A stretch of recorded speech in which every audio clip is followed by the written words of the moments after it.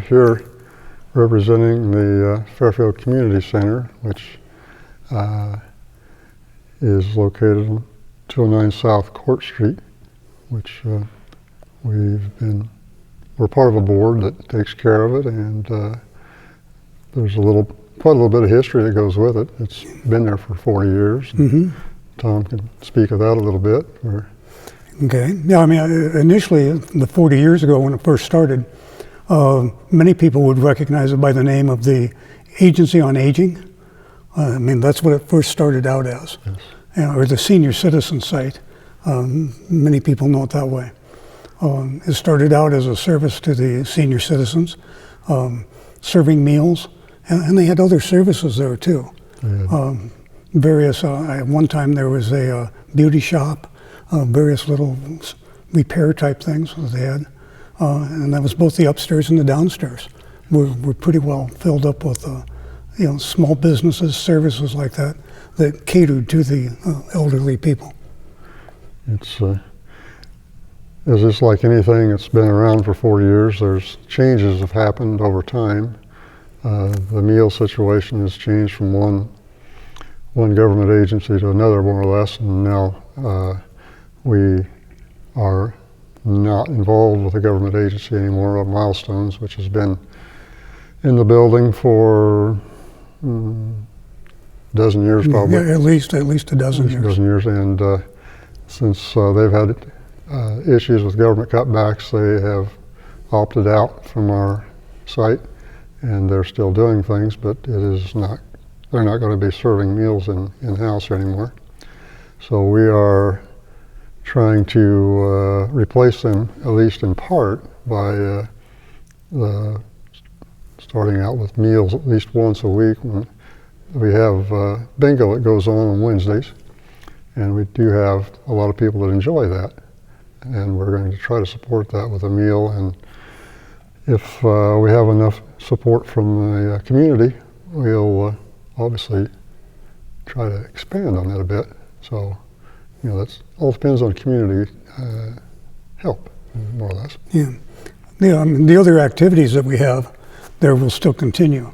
I mean, there's several card clubs that meet there, particularly one's on a Tuesday and one's on a Friday, I think, if I remember right. Thursday.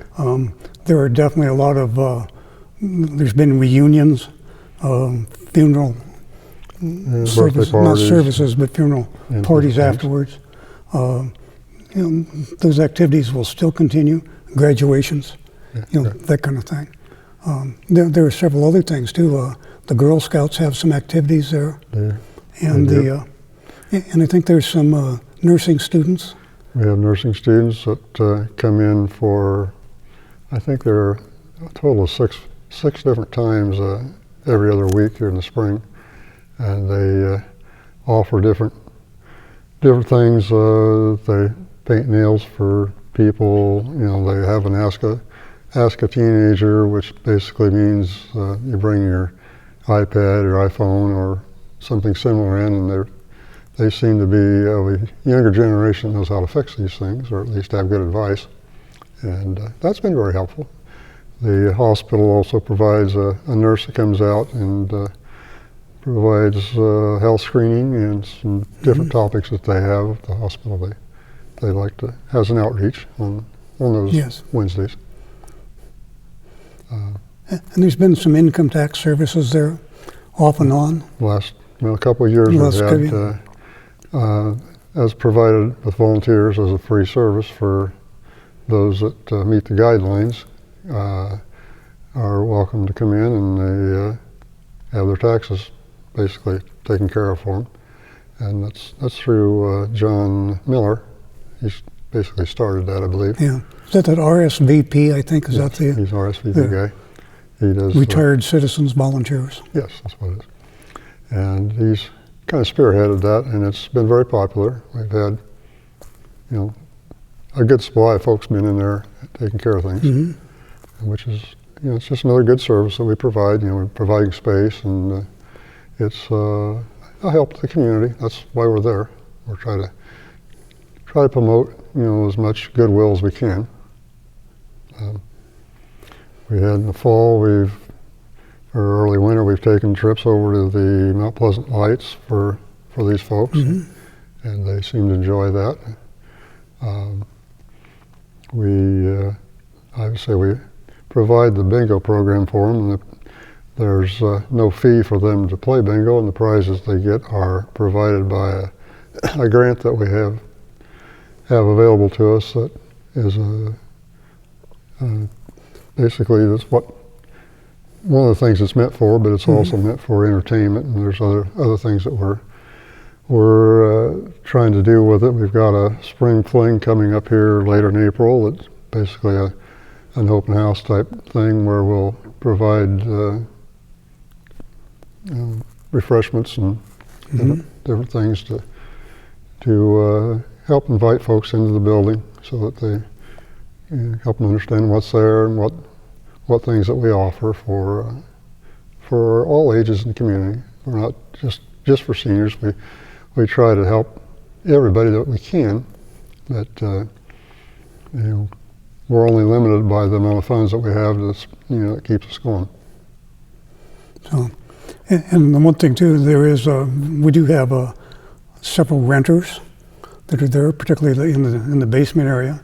Those services are still going to continue. They will not be affected by this at all. No. I think, and we have had in the past. There have been some organizations that have contributed money for specific purposes, and we hope that will continue. First of all, that the funds continue, but also to be able to provide the services that are there.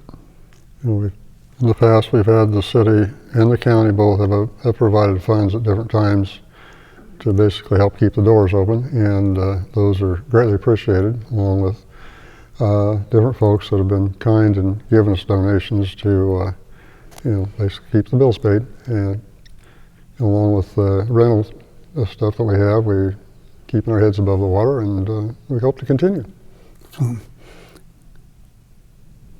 Anything else? Not much else. I mean, that's what we're looking for. We definitely hope that the spring fling that we have will bring the public out, and they can see that the building is being maintained, and the activities that we have, we'd like to expand. I mean, the meals, that kind of thing. There's definitely time and space available for other card clubs, meeting places. There could be some organizations that would like to meet, if they'd like to meet during the day, either the morning, noon, or afternoon. We could easily accommodate that. We have the spaces available, and the kitchen is there, and not too many want to use that on a daily basis, but there are definitely lots of tables and space available that they could utilize. But, we just hope the people keep us in mind when they have things that they want to celebrate or enjoy, or if they have too many in a family that doesn't fit in their house anymore. We're obviously there for that type of gathering when they need space. We have that, and we have space upstairs and have space downstairs at the moment. There's a little difference in the rental fee on them, but depending on the needs, we try to accommodate anybody that we can. And I guess I should say too, when you talk about space, just recently we did have a family had a reunion there. They had 74 people there. I mean, so it can handle fairly good-sized groups throughout the day. We did have one larger group a year and a half ago. I think we had 98 or 99 folks there. I had a big picture of them all together, which was nice.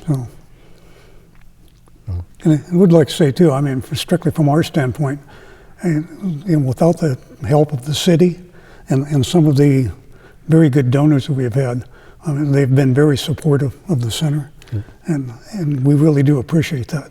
It's been very, very helpful, not only to keep it open, but to keep our programs going. Right. We appreciate that very much. Try to keep the building updated as much as possible to make it attractive for people to come and use, enjoy, and just be a part of it.